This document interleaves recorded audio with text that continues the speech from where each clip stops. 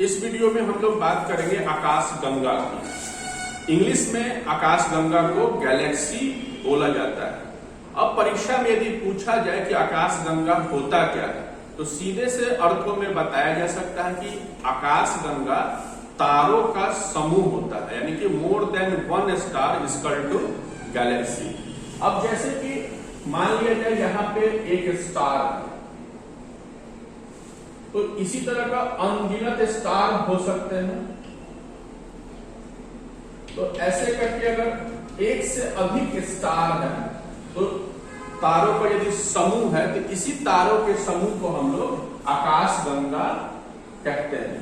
अब मान लीजिए कि यहाँ पे ये एक पूरा गैलेक्सी है, पूरा ये आकाश गंगा है, तो इसका एक केंद्र भी होता होगा। इस केंद्र को बल्ज बोला जाता है। इंग्लिश में भी बल्ज और हिंदी में भी इसे बल्ज बोलते हैं। अब ये जानना आवश्यक है कि अगर ब्रह्मांड एक है, तो इस एक ब्रह्मांड में 100 अरब आकाश गंगा है और एक आकाश गंगा में 100 अरब तारे हैं। तो इससे पहले हम लोग देख लेते हैं, जैसा कि हम लोग जानते हैं कि तारों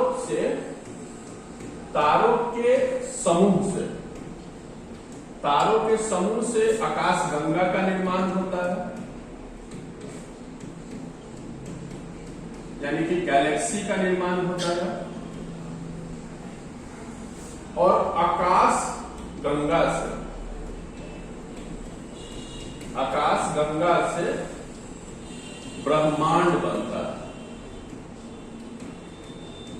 यानी कि कॉस्मोस के लिए या फिर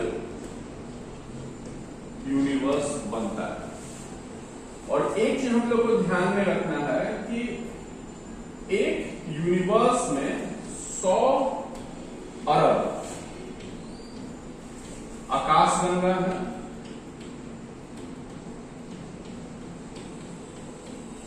और एक आकाश गंगा में 100 अरब तारे हैं।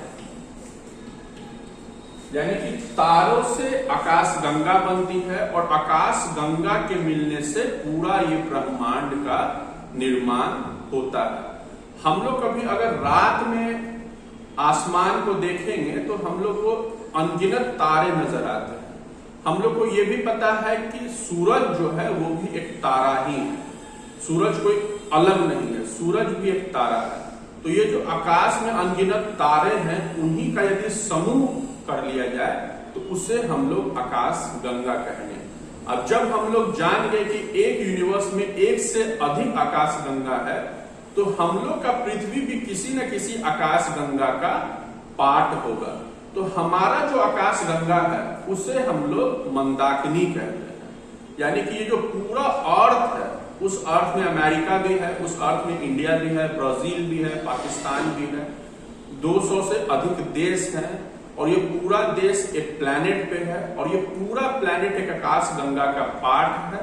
और इस पूरे आकाश गंगा को हम लोग, हमारा जो आकाश गंगा है उसे मंदाकिनी बोलते हैं। तो यहाँ पे हम लोग देखेंगे कि हमारा जो आकाश गंगा, अगर एग्जाम में पूछा जाए कि हमारे आकाश गंगा का नाम क्या है, हमारे आकाश गंगा का नाम क्या है, तो हमारे आकाश गंगा का नाम मंदाकिनी। अब कभी कभी यहाँ पे कंफ्यूजन होता है, क्या इसी मंदाकिनी को मिल्की वे बोला जाता है? तो एक साधारण से शब्दों में कहा जा सकता है कि हाँ, इसे ही मिल्की वे बोला जाता है, लेकिन कभी कभी इसमें अंतर होता है कि अगर हमारे आकाश गंगा को मंदाकिनी बोला जा रहा है, तो जब ये मंदाकिनी रात में दिखाई देती है, कभी कभी यदि आप देखिएगा तो ये मंदाकिनी हमें रात में दिखाई देती है। तो मंदाकिनी का वो पार्ट जो रात में दिखाई देता है, उसे ही हम लोग मिल्की वे बोलते हैं, उसे ही हम लोग मिल्की वे बोलते हैं।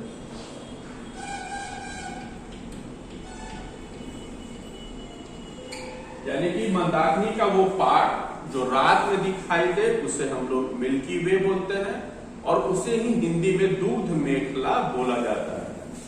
तो ये टॉपिक हो गया आकाशगंगा का। अब एग्जाम में पूछा जाएगा मंदाकिनी क्या होता है, तो इसमें आंसर हो सकता है कि हमारा जो आकाशगंगा है, हमारी जो गैलेक्सी है, उसे हम लोग मंदाकिनी बोलते हैं।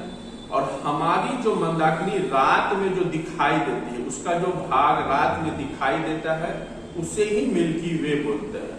यानी कि मंदाकिनी और मिल्की वे में थोड़ा सा अंतर है। मंदाकिनी एक पूरा यूनिट है और उस यूनिट का जो पार्ट नाइट में दिखाई देता है, उसे हम लोग मिल्की वे बोलते हैं।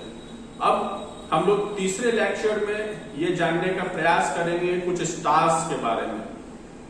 अगर इसी लेक्चर में देखा जाए तो जैसे कि अगर आपसे एग्जाम में पूछा जाए एक टॉपिक के विषय में, जैसे कि साइरस, या इसे ही हम लोग बोलते हैं डॉग स्टार, तो ये साइरस या डॉग स्टार क्या है? तो सीधे से शब्दों में ये एक स्टार है। पहला तो आंसर ये होगा, ये स्टार है। इसका जो मास है, यानी कि इसका जो द्रव्यमान है, वो सन से डबल, सन से दुगना है। और तीसरा, हमारे मंदाकिनी का सबसे चमकीला तारा साइरस अर्थात डॉग स्टार। यदि प्रारंभिक परीक्षा में बीपीएससी हो या जनरल कॉम्पिटिशन में ये पूछा जाए कि साइरस किसे कहते हैं, तो साइरस स्टार को कहते हैं, जिसका मास अर्थात द्रव्यमान जो होता है वो सन से दुगना होता है। और साथ में सबसे महत्वपूर्ण जानना ये है कि हमारे गैलेक्सी का सबसे चमकीला तारा यदि कोई है तो ये डॉग स्टार है। अब एक स्टार है प्रॉक्सिमा सेंचुरी। प्रॉक्सिमा सेंचुरी, अब ये प्रॉक्सिमा सेंचुरी क्या है? ये भी एक स्टार है। और ये कैसा स्टार है? ये हमारा जो अर्थ है उसके सबसे नियरेस्ट है। ये भी एक स्टार है, लेकिन एक ऐसा स्टार है जो हमारे पृथ्वी के सबसे निकट का तारा है। तो ये भी एक क्वेश्चन हो सकता है कि प्रॉक्सिमा सेंचुरी किसे कहते हैं। तो ऐसे बहुत सारे ऑब्जेक्टिव के क्वेश्चन आपको मिलेंगे। इसमें समझने के लिए कुछ भी नहीं है, ये एक वन लाइनर है। तो आपको ये जानना है कि सबसे शीतल तारा किसे कहते हैं, सबसे चमकीला तारा किसे कहते हैं, पृथ्वी के सबसे निकट का तारा कौन सा है। तो कंसेप्ट का यही तो टॉपिक था, यूनिवर्स में एक गैलेक्सी, और ये एक जानना था कि हिग्स बोसॉन या फिर गॉड पार्टिकल हम लोग किसे कहते हैं। अब हम लोग अगले क्लास में ये देखेंगे कि ये जो स्टार है या फिर ये जो तारे हैं उसका निर्माण हुआ कैसे। तब तक के लिए धन्यवाद।